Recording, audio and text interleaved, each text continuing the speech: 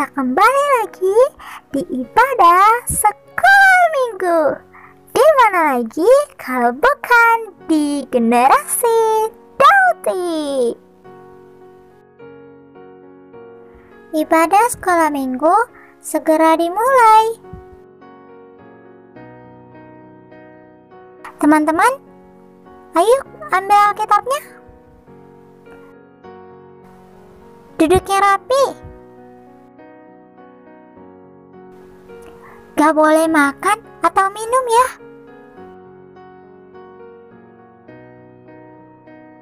Gak boleh ngomong-ngomong. Gak boleh jalan-jalan. Kita harus hormat kepada Tuhan. Selamat mengikuti ibadah.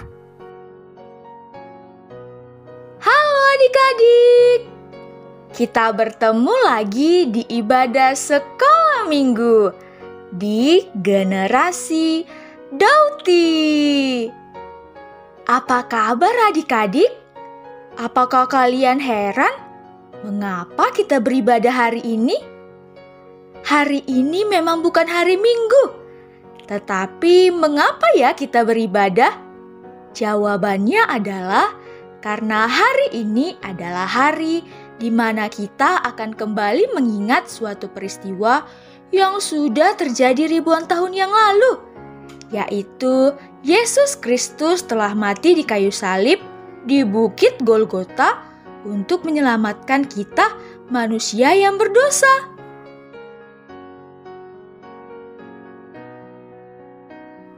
Adik-adik, ayo kita keluarkan suara kita. Kita bernyanyi memuji Tuhan dengan judul lagu Tanda Paku di Kaki dan Tangan.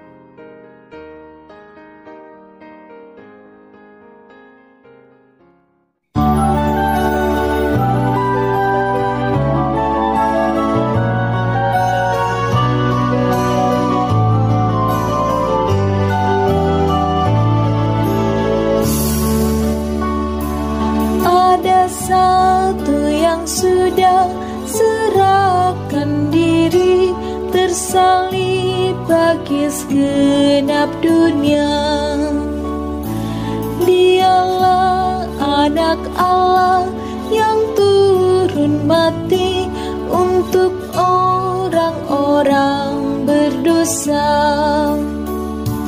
Terpaku di salib, terpaku di salib, Tuhan sudah angkat dosaku,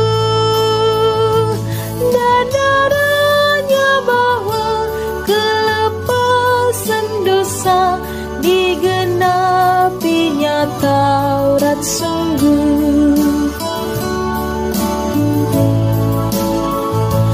Oh betapa mulia besar cintanya, disucikannya senap hatiku.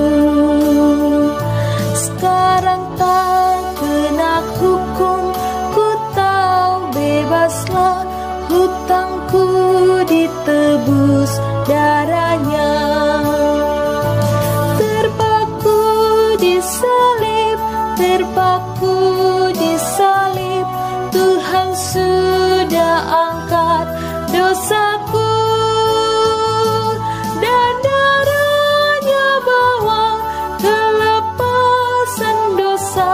Digenapinya Taurat sungguh.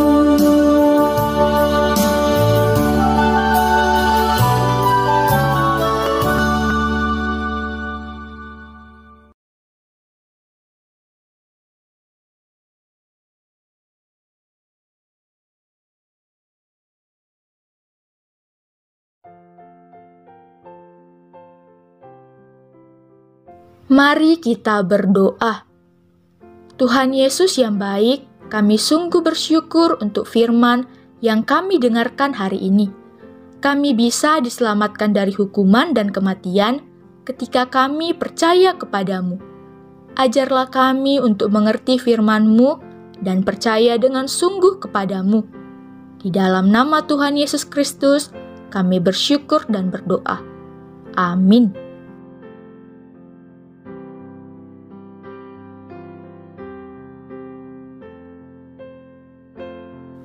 Adik-adik, tahukah kamu suatu berita tentang kematian anak sulung di tanah Mesir?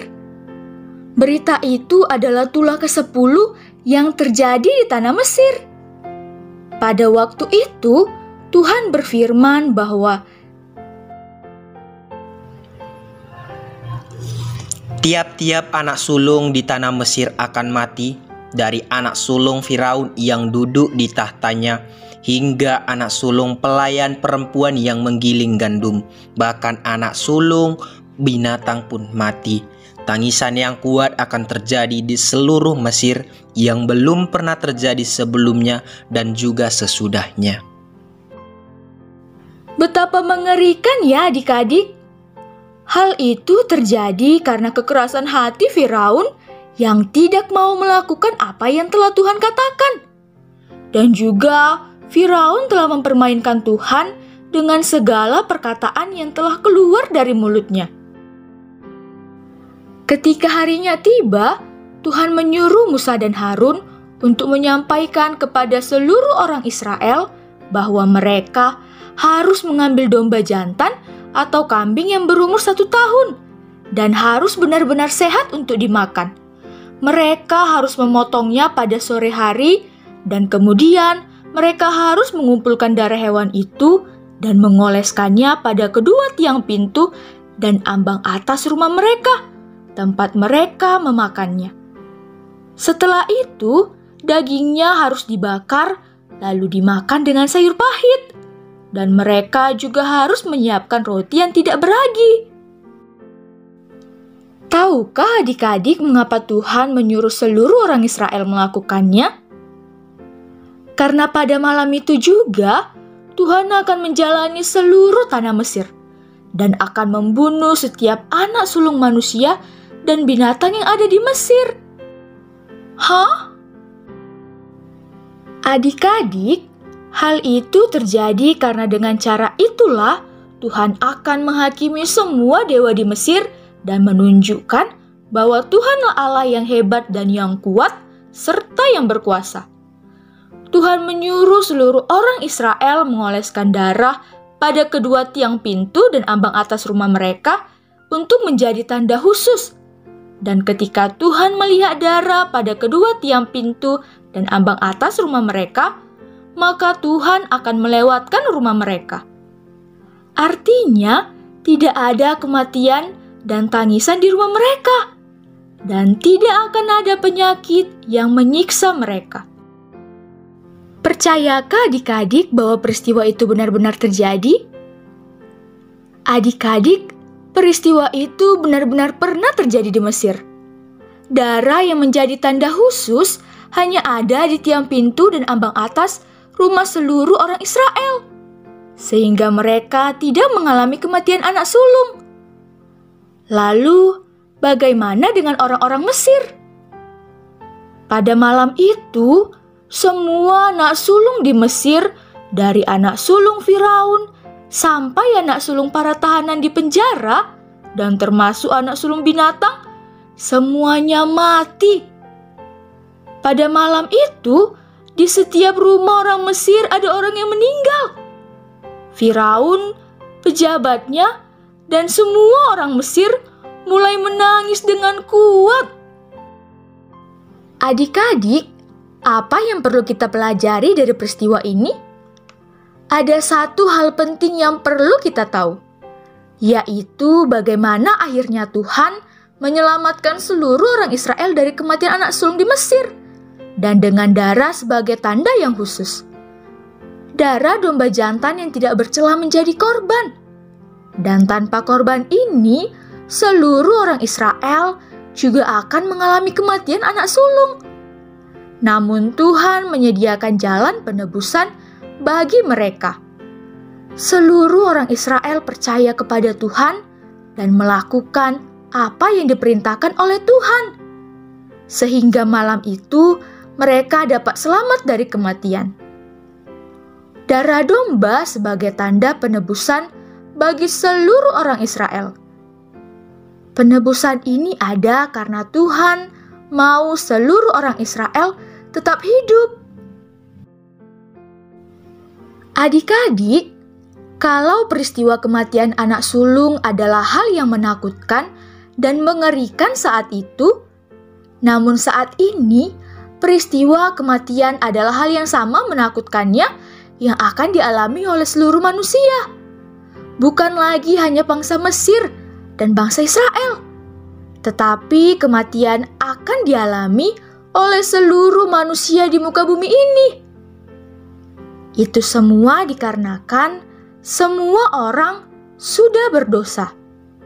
Dosa membuat manusia jauh dari Tuhan dan membawa kepada penghukuman dan kematian. Itulah sebabnya semua manusia memerlukan sebuah penebusan.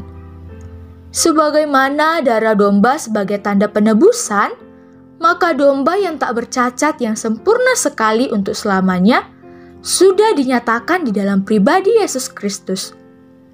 Dialah korban yang sempurna sebagai tebusan bagi manusia yang berdosa, termasuk adik-adik semua.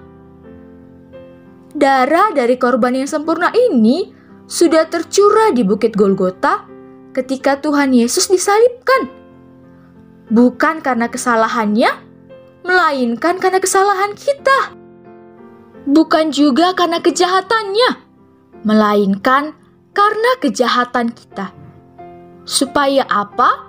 Supaya kita juga bisa diselamatkan dari hukuman. Bagaimana caranya adik-adik? Bukan lagi seperti di Mesir, darah dioleskan di tiang pintu dan ambang atas. Tetapi setiap orang yang percaya kepada Yesus Kristus dan menerimanya di dalam hatinya sebagai Tuhan dan Juru Selamat, dialah yang akan diselamatkan. Dialah yang memperoleh penebusan yang sempurna. Setiap orang yang percaya kepadanya tidak akan mengalami kematian yang mengerikan dan yang menakutkan itu, melainkan ia akan memperoleh hidup yang kekal.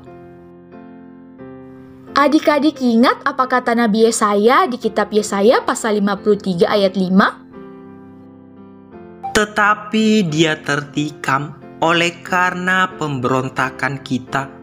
Dia diremukkan oleh karena kejahatan kita.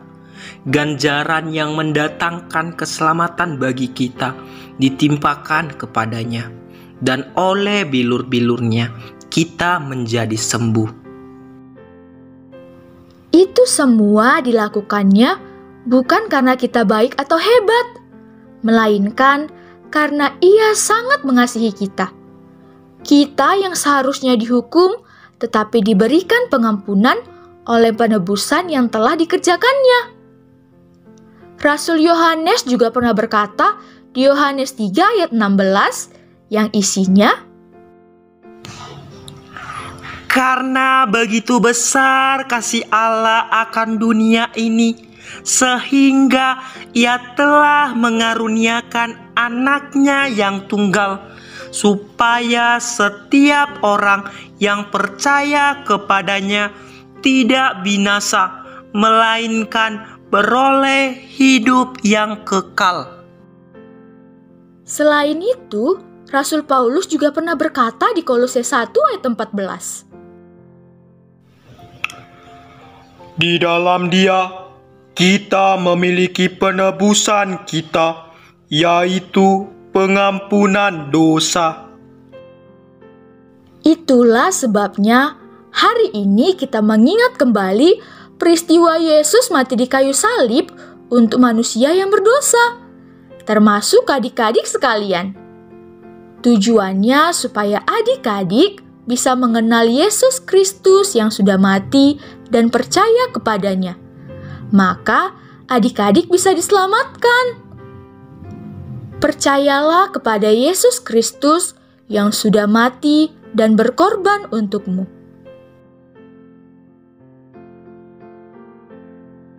Ayat hafalan. Ayat hafalan kita hari ini adalah Roma 5 ayat 6. Karena waktu kita masih lemah, Kristus telah mati untuk kita orang-orang durhaka pada waktu yang ditentukan oleh Allah. Roma 5 ayat 6. Karena waktu kita masih lemah, Kristus telah mati untuk kita orang-orang durhaka pada waktu yang ditentukan oleh Allah.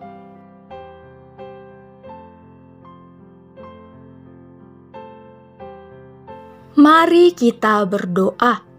Tuhan Yesus yang baik, kami sungguh bersyukur karena Tuhan Yesus sungguh mengasihi kami. Ajarlah kami untuk mengerti firman-Mu, supaya kami dapat beriman dengan sungguh kepadamu. Di dalam nama Tuhan Yesus kami bersyukur dan berdoa. Amin.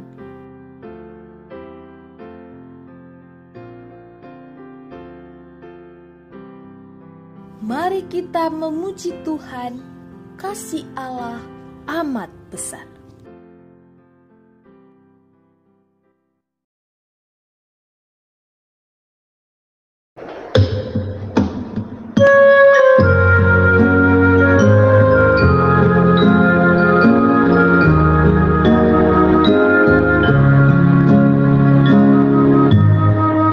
Kasih Allah amat besar dan tak dapat dilukiskan, lebih tinggi dari bintang, namun mencapai dunia, mengaruniakan anaknya, memberi kemenangan,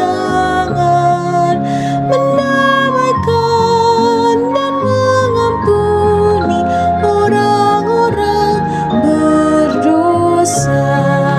Kasih-Nya tak terduga, betapa kayanya, tetap dinyanyikan malam dan saleh-salehnya.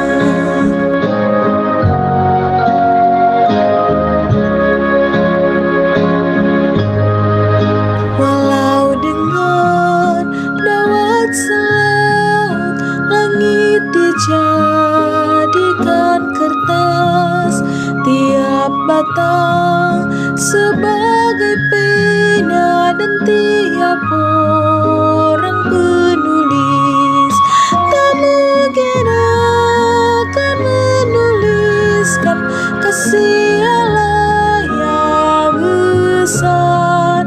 Langit dari timur ke barat tak akan memuatnya. Kasih-Nya tak terduga, betapa